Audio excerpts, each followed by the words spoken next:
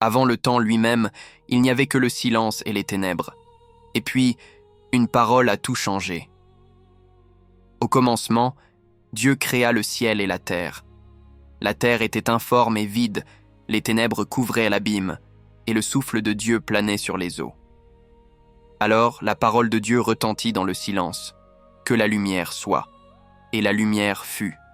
Dieu vit que la lumière était bonne, et il sépara la lumière des ténèbres. Il appela la lumière jour et les ténèbres nuit. Il y eut un soir, il y eut un matin, premier jour.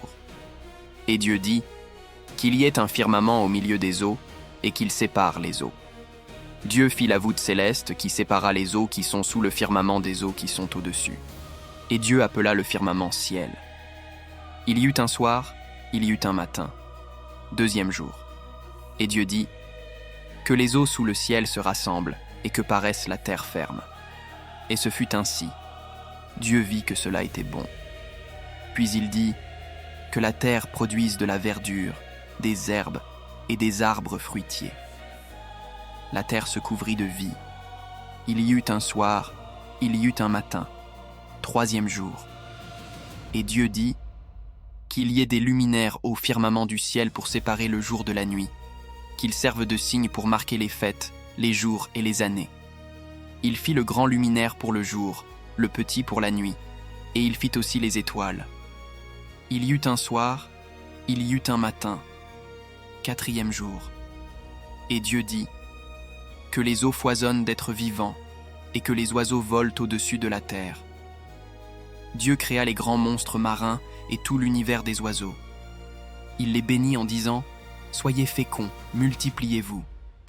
Il y eut un soir, il y eut un matin, cinquième jour, et Dieu dit, que la terre produise des êtres vivants.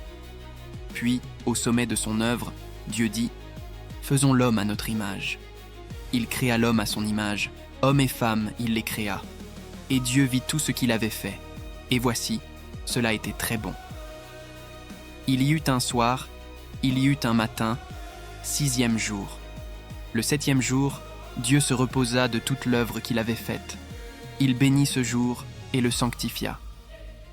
Ce repos sacré préfigure la paix éternelle, celle que le Christ est venu nous offrir.